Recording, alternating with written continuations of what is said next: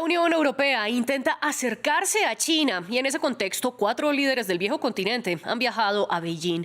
Los últimos en ir fueron el presidente francés Emmanuel Macron y la presidenta de la Comisión Europea Ursula von der Leyen.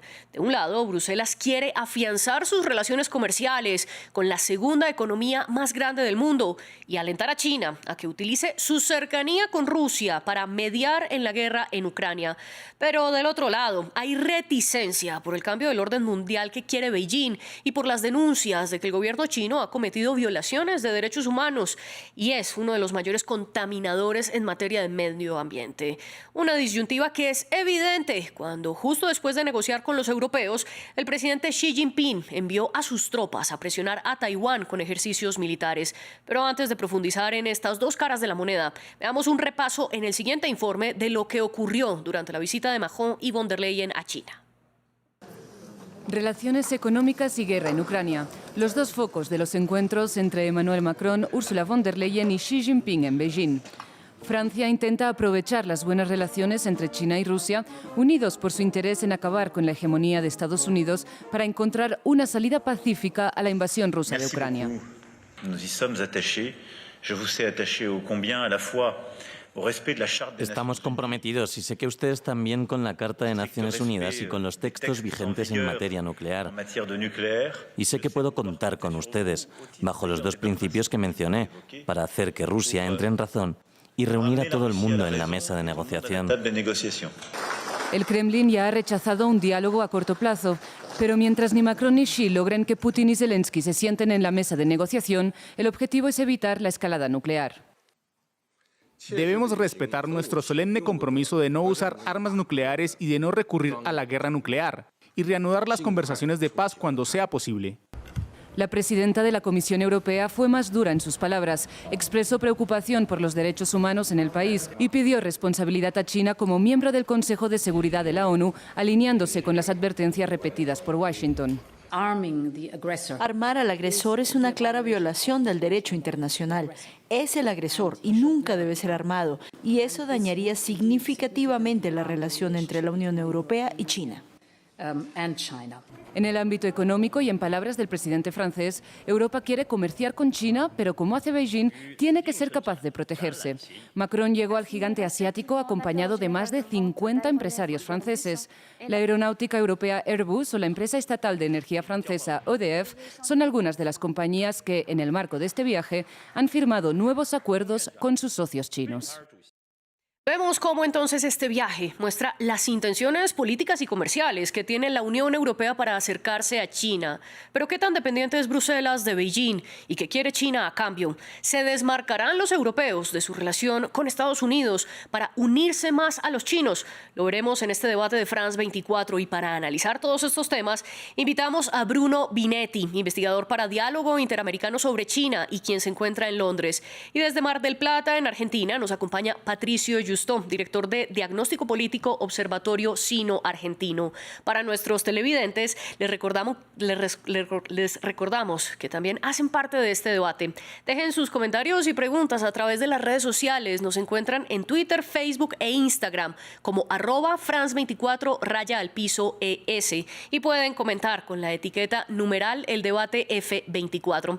A mí me encuentran en todas las redes sociales como @MariaCLAguirre. No olviden que todos los contenidos de nuestro programa están disponibles en Apple Podcast, Spotify, Deezer y TuneIn. Ahora sí quiero de nuevo darle la bienvenida a Bruno Binetti y a Patricio Justo, comenzando con Bruno. Gracias por estar con nosotros.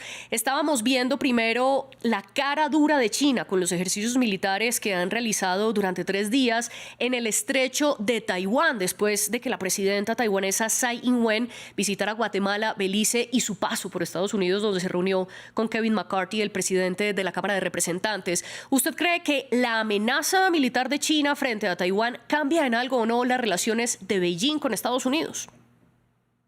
Con Estados Unidos definitivamente. Estamos en una etapa de tensión geopolítica que es difícil encontrarle precedentes después del final de la Guerra Fría.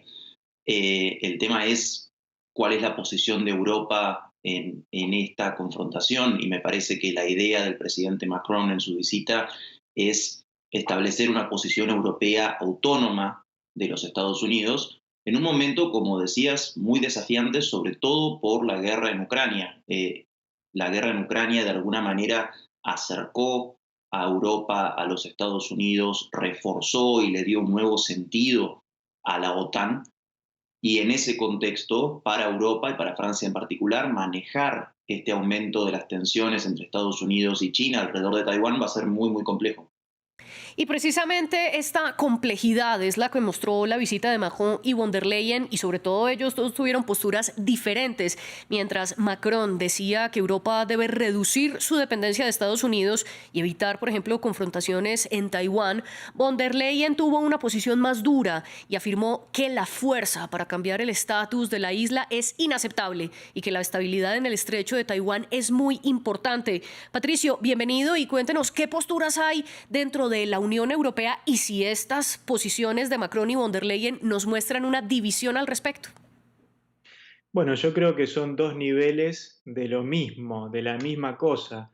Von der Leyen representando la postura política, histórica de la Unión Europea, haciendo mucho énfasis en cuestiones territoriales, el caso de Taiwán, cuestiones de derechos humanos, y Macron, un presidente que debe actuar con pragmatismo, como le pasó hace unas semanas atrás a Scholz, el canciller alemán que también estuvo en China, Sánchez que también estuvo en China. Cuando uno llega a Beijing, tiene que dejar de lado un montón de discursos que en las tribunas de la Unión Europea o de los Estados Unidos uno expresa como mandatario, y ahí hay que negociar con el principal socio o segundo, tercero, según el caso del país que tomemos, pero la importancia de China en lo económico es muy importante, lo va a seguir siendo. Entonces, en esta nueva autonomía que Bruno mencionaba, o esta búsqueda de cierta autonomía que busca la Unión Europea, hay que balancear lo económico con lo político. Entonces, estas dificultades estuvieron presentes en esta gira y las vamos a seguir viendo en futuras visitas de mandatarios europeos. Y para mirar más esta autonomía bajo la lupa de la dependencia económica que puede llegar a tener Europa de China, le quiero preguntar a Bruno, ¿cómo son estas relaciones? ¿Qué tanto depende la Unión Europea de las importaciones y las exportaciones desde y hacia China? Sobre todo con elementos, por ejemplo, como el litio, que según von der Leyen, Europa depende en un 98% de las importaciones chinas. Es así, como decís, hablabas al principio en tu introducción sobre la lucha contra el cambio climático, y lo cierto es que la mayor parte de la revolución en energías renovables está armada y ensamblada con productos chinos.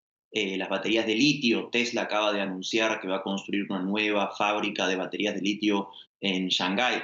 China sigue siendo, de alguna manera, la fábrica del mundo, y sobre todo la fábrica en elementos cada vez más avanzados desde el punto de vista tecnológico. Ya no son industrias pesadas solamente, sino que estamos hablando de microchips, estamos hablando de baterías de litio, estamos hablando de paneles solares.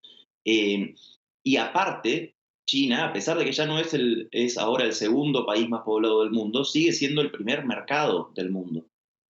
No hay, en ese sentido, crecimiento industrial europeo posible sin acceso al mercado chino, con lo cual el balance que tienen que hacer las autoridades, tanto nacionales europeas como las propias autoridades europeas en Bruselas, es delicado, porque como decía Patricio, lo económico y lo estratégico de alguna manera tiran para lados distintos, y la relación de Europa con China es de profunda interdependencia. Estados Unidos ha intentado y sigue intentando una especie de desacople entre su economía y la economía de China, pero para Europa esto va a ser bastante más complicado por las características de la propia Europa, por las características de la industria europea, que está muy especializada en ciertos sectores, y le va a ser muy difícil a Europa reemplazar lo que recibe de China y sobre todo reemplazar al mercado chino, con lo cual von der Leyen en ese sentido fue muy clara. Nosotros no aspiramos, dijo, a desacoplarnos de la economía china, sino que buscamos tener más resiliencia. Eso puede significar, por ejemplo, buscar mercados alternativos, puede ser en África, puede ser en el sudeste asiático, pero en definitiva, reemplazar a China como aspiran algunos políticos en Estados Unidos, para Europa me parece que es algo imposible, y me parece que tanto Macron como von der Leyen saben esto, y eso se reflejó en sus discursos y en su actitud en la visita. Y ahí entonces vemos claramente que China tiene una carta muy poderosa en lo económico, en lo que usted nos explica, esta profunda interdependencia entre Europa y China. Pero a cambio entonces Beijing puede utilizar esta carta para presionar al bloque de los 27 a que políticamente se aleje de Estados Unidos y rompa un poco esa relación que ha afianzado durante la guerra en Ucrania. Le pregunto, Patricio. Bueno, uno puede verlo como presión, como influencia, hay matices, hay que ver cada relación. En algunos casos uno puede decir que sí, que efectivamente hay presiones que son mucho más tangibles y constatables, pero en definitiva lo que China quiere es seguir profundizando sus vínculos económicos con la Unión Europea. Recordemos que antes de la pandemia, vino la pandemia y después la guerra en Ucrania, queda ahí trunco o a medio de, digamos, firmarse, a poco tiempo de firmarse, un gran acuerdo de inversiones entre la Unión Europea y China, que eso es un poco lo que quiere reactivar el presidente Xi ahora, quiere seguir profundizando esos vínculos, pero también quiere estabilizar la relación con Estados Unidos. Estados Unidos sigue siendo el principal socio comercial de China en lo que es la mayor relación económica por volumen que hubo en la historia, y eso también es una prioridad. Ahora, como decía Bruno, vuelve a mezclarse lo estratégico y esto no es tan fácil. Y aparece la cuestión de la guerra en Ucrania, donde China tiene una postura que es diferente a la de Estados Unidos. Estados Unidos ha sido claro últimamente, ha dicho, Putin debe ser derrotado, ¿no? La guerra la tiene que ganar Ucrania. Y China está diciendo, queremos una salida negociada y pacífica y que esto termine cuanto antes. Por supuesto, también eso incluye, si se puede, que no colapse el régimen de Putin, pero lo prioritario es la salida de la guerra. Y ahí queda Europa también en el medio, ¿no? Y ahí también tendríamos que analizar los matices entre los distintos países porque no todos los miembros de la Unión Europea piensan lo mismo en este sentido. Y de hecho esa división se mostró claramente en las posturas de von der Leyen y Macron, que Macron estaba impulsando al presidente chino Xi Jinping a que utilizara lo que él mismo denominó como una amistad sin límites con Rusia e intercediera con Putin para frenar a través de la negociación la guerra en Ucrania. Sin embargo, von der Leyen fue un poco más dura y un poco más reticente frente a la postura y la cercanía de los europeos con China. Bruno, le quiero preguntar al respecto si esto fue entonces una pérdida, por decirlo así, del viaje de los europeos a China porque intercedían o querían que China intercediese en la guerra en Ucrania y al final Xi Jinping no habló al respecto. No, yo creo que Macron en ese sentido está jugando un juego de más largo plazo. La primera prioridad, diría, es evitar un alineamiento completo de China con Rusia, por ejemplo, mediante la venta de armamento, lo cual sí sería un problema para la posición de Ucrania y por lo tanto de los europeos. Me parece que Macron en ese sentido continuó una línea tradicional de la diplomacia francesa, incluso durante la Guerra Fría, de independencia y autonomía, sin ser equidistante, sí mantener una posición autónoma y en lo posible reforzar las capacidades europeas en defensa, reforzar el gasto militar europeo y tener una perspectiva geopolítica propia para Europa. Esto es una postura de Macron que no es nueva, que ya ha tenido incluso antes de la guerra en Ucrania, pero por supuesto Macron es el presidente de Francia y la Unión Europea son 27 países. No hay muchos países que no comparten la posición de Macron, creen que la presencia de los Estados Unidos, las garantías de seguridad de los Estados Unidos a través de la OTAN son fundamentales y no están dispuestos a arriesgar esa garantía buscando autonomía de los Estados Unidos frente a China. En ese sentido, dentro de la Unión Europea, como siempre, hay distintas perspectivas, va a tener que haber negociaciones y Macron, siendo el presidente de Francia, tiene la libertad de expresar algunas ideas y de impulsar algunas ideas que, por supuesto, la presidenta de la Comisión de la Unión Europea no tiene. Y usted hablaba que la Unión Europea quiere evitar que haya un alineamiento entre China y Rusia y puso la venta de armas de parte de Beijing hacia Moscú como uno de los ítems, que es lo que Estados Unidos ha advertido durante mucho tiempo que podría llegar a pasar. Patricio, ¿usted cree que China le podría vender armas a Rusia? Y sobre todo, ¿qué gana China por acercarse a un país que en este momento está ampliamente sancionado por Occidente y altamente criticado como Rusia?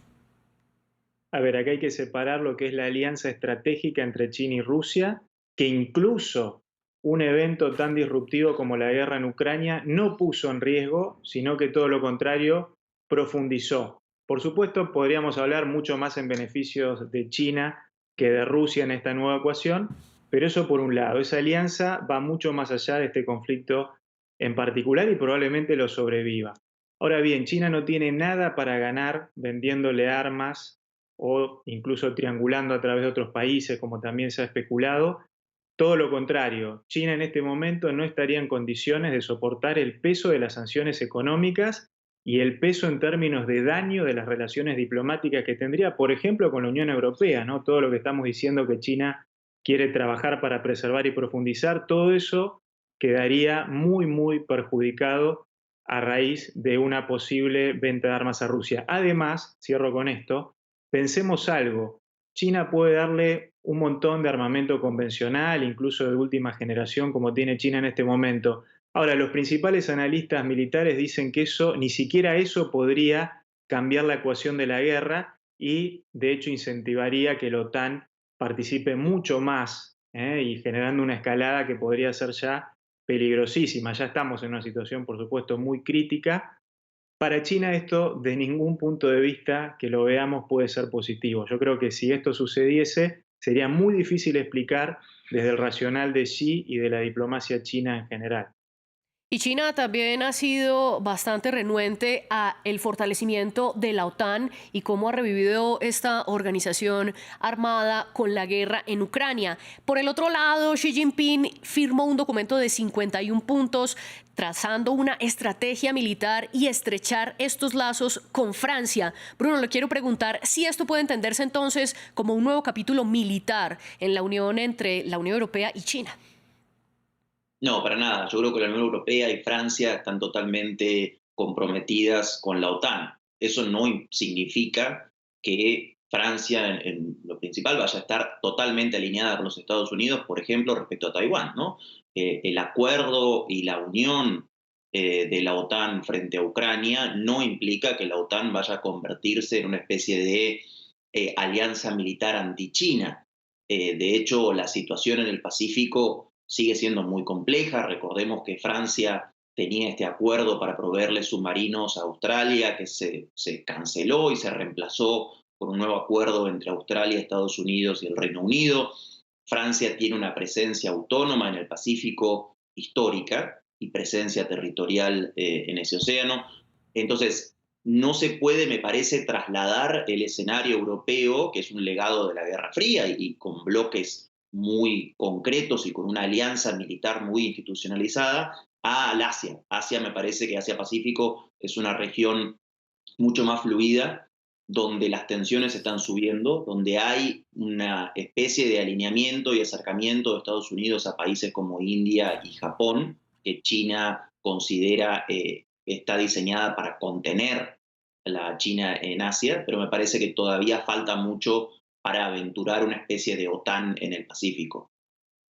Sí, usted menciona reiteradamente la presencia autónoma o la autonomía que defiende la Unión Europea, y esto en términos políticos lo vemos como Bruselas intenta relacionarse a la vez con China sin perder sus vínculos con Estados Unidos. Esto trasladado al escenario militar significaría que la Unión Europea podría abstenerse ante un eventual conflicto en Taiwán o, por ejemplo, no aliarse con los estadounidenses en su lucha por el Indo-Pacífico. ¿Usted qué piensa, Patricio?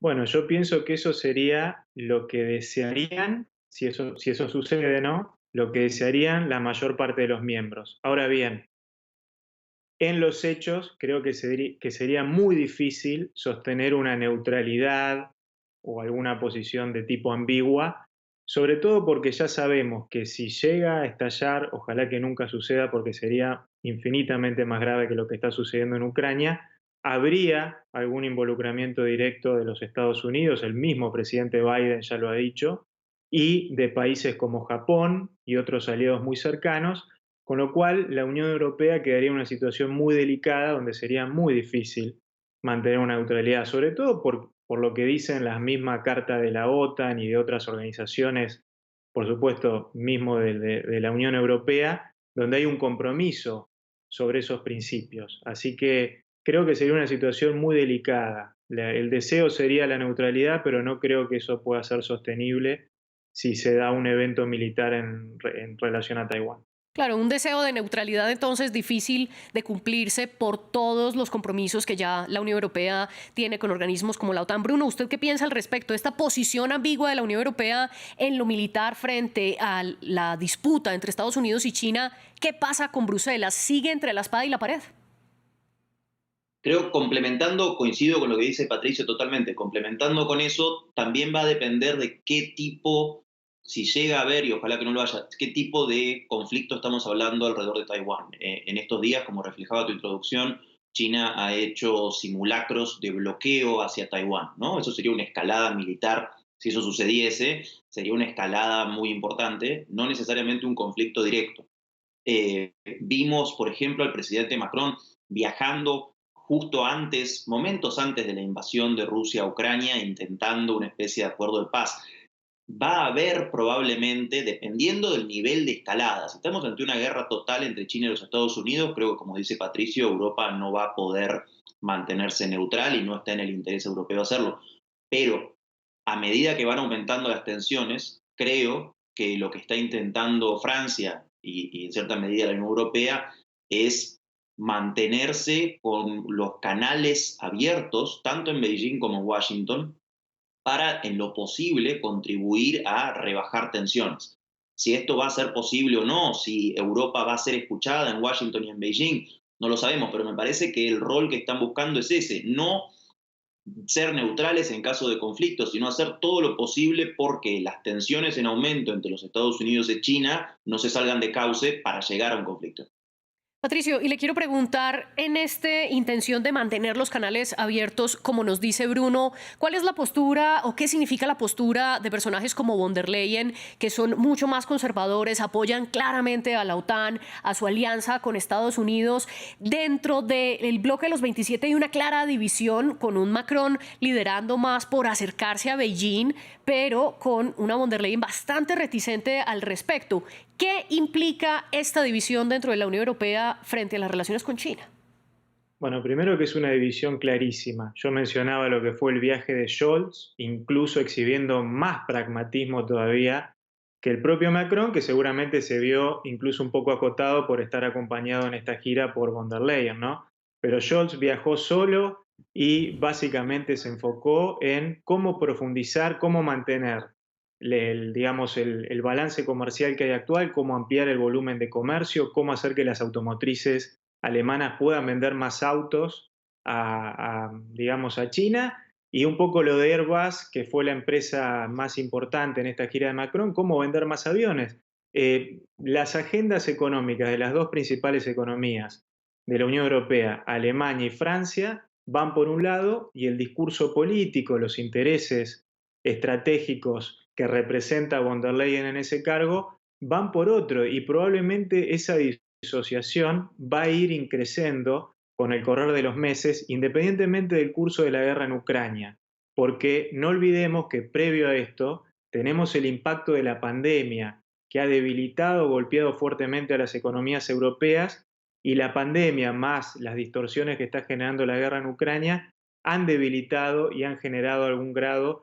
Obviamente Bruno está bien, me parece es interdependencia el concepto, han profundizado la interdependencia, ¿no? Para no tener que decir han profundizado la dependencia de estas economías con respecto a China, que es un poco lo que ha sucedido. Claro, y usted nos hablaba de un punto muy interesante, y es como la economía va por un lado y la política por el otro. Y en ese lado de la economía firmaron 36 documentos entre compañías francesas y chinas durante este viaje. Y como usted lo mencionó, Airbus, que es la gran productora de aviones y es francesa, acordó duplicar su producción de aeronaves en territorio chino, lo cual claramente es un gran éxito. Pero por el otro lado, y que fue un poco la postura de von der Leyen, es insistir en las presuntas violaciones de derechos humanos que se cometen en China, por ejemplo, con sus amenazas militares a Taiwán, con la represión en las protestas en Hong Kong y también el trabajo forzoso contra las minorías musulmanes de los uigures en Xinjiang. Bruno, le quiero preguntar, ¿está la Unión Europea en posición de exigirle a China que respete los derechos humanos y cómo intercede esto con la política y la economía? Si está en la posición de exigirlo, la respuesta es no.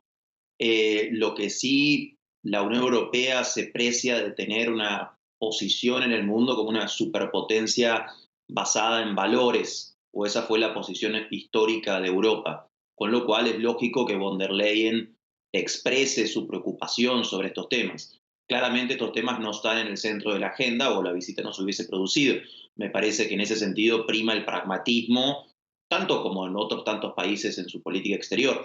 Un detalle que quería agregar sobre la separación un poco de lo económico y lo estratégico es que en lo económico también hay competencia entre Europa y los Estados Unidos. Estuvimos viendo en los últimos meses un intento de Europa por establecer una política industrial europea con subsidios y apoyo directo a, por ejemplo, las industrias verdes, en respuesta a la ley de reducción de la inflación de los Estados Unidos, que en realidad es una ley de subsidios masivos y de política industrial y de proteccionismo también por parte de los Estados Unidos. Con lo cual, Europa también tiene, a medida que se acerca a China, también tiene sus problemas y sus diferencias con Estados Unidos, a pesar del alineamiento estratégico, tiene sus diferencias económicas también con Estados Unidos.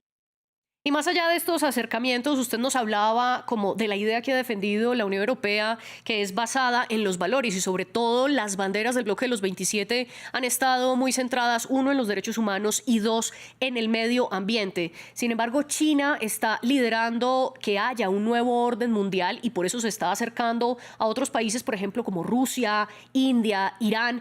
En ese cambio de orden mundial, le quiero preguntar a usted, Bruno, ¿es posible que China tome el liderazgo de aquí a 2050 como Beijing se lo propone? Y si eso se logra, ¿cambiarían entonces estos pilares que defiende la Unión Europea como centros de la política internacional?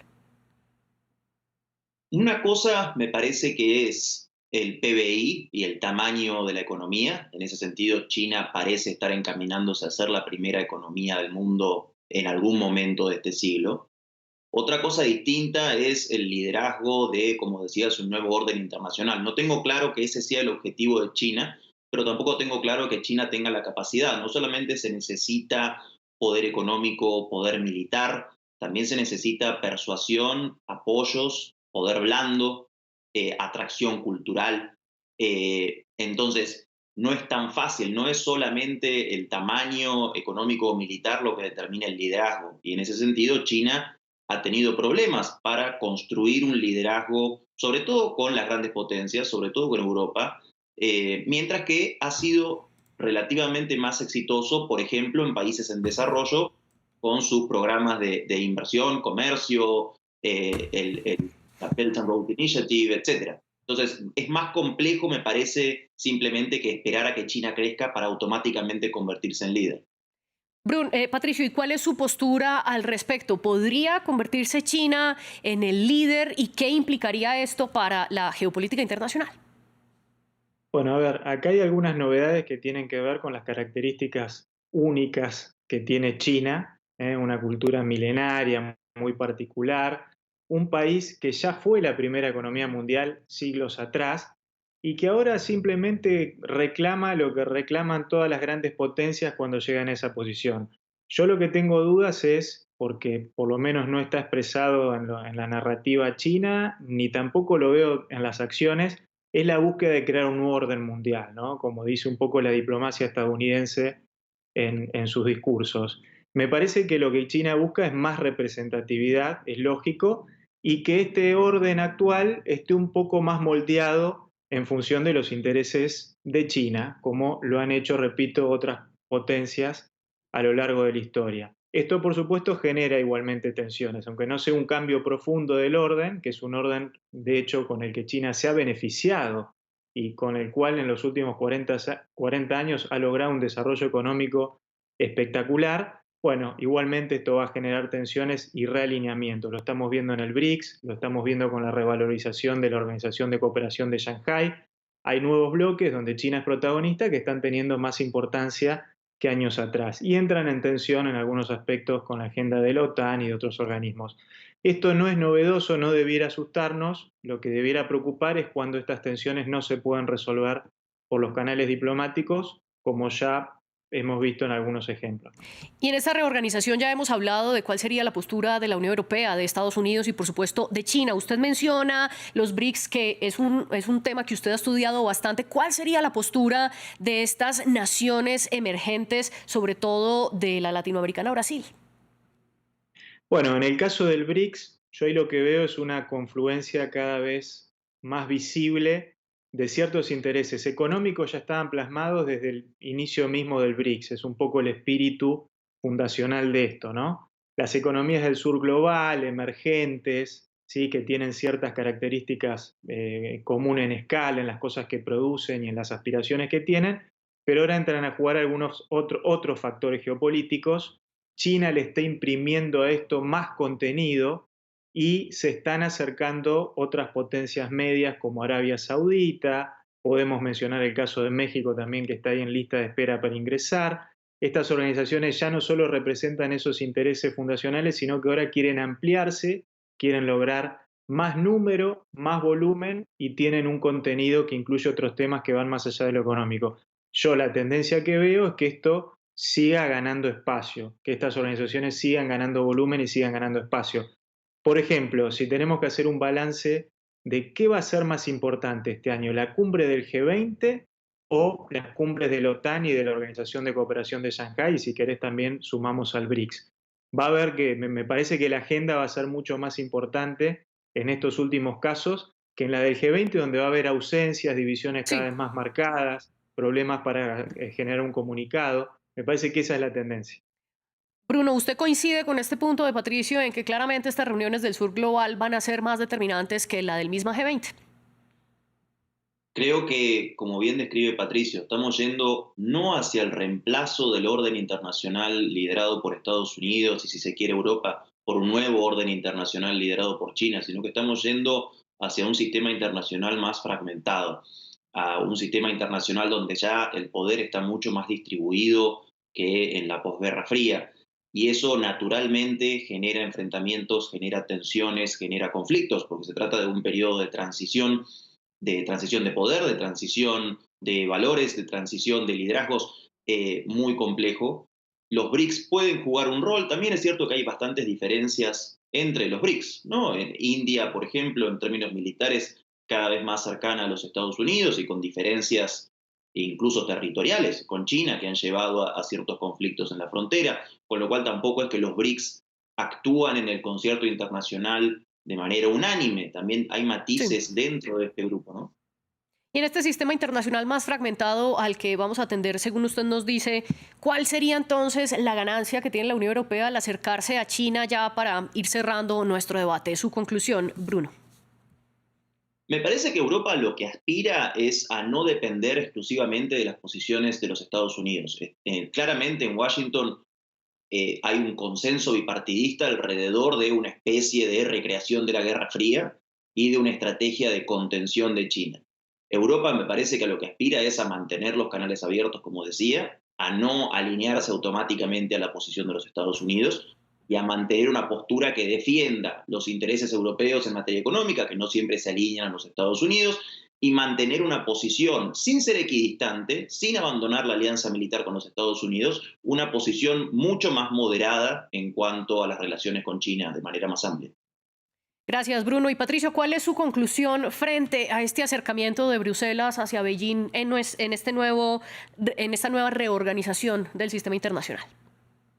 Yo cerraría diciendo que el desacople es una idea exclusiva de la política exterior estadounidense. Los líderes europeos esto lo tienen muy claro y me parece muy prudente las posiciones que están exhibiendo. Y el desacople incluso es impracticable para los Estados Unidos. Esto se está viendo en los hechos, ¿no? Pese a que la diplomacia de Biden prácticamente ha ratificado la línea de Trump, incluso la ha profundizado, me parece que la línea más prudente e inteligente es justamente el rumbo más pragmático que quieren imprimirle Macron, Scholz y otros referentes de la Unión Europea en este momento. Patricio Justo, gracias por acompañarnos. Usted es director del Observatorio Sino-Argentino, como ya lo habíamos dicho, y también le agradezco a Bruno Binetti por su participación. Él es investigador para Diálogo Interamericano sobre China. Analizamos entonces todas estas posturas de Washington, Bruselas y Beijing en este nuevo sistema internacional o cómo se está reorganizando. Gracias a ustedes por todos sus comentarios y su participación. Y a ustedes, quienes nos sintonizan en France 24, gracias por elegirnos. En nombre del equipo técnico, les agradecemos su sintonía. La producción de este programa estuvo a cargo de Laura Garzón y Andrés Doncel, y la producción de los invitados la tuvo Tania Herrera. Pueden seguir dejando todos sus comentarios y preguntas en nuestras redes sociales y sigan conectados con France 24, porque en minutos tenemos más contenido internacional.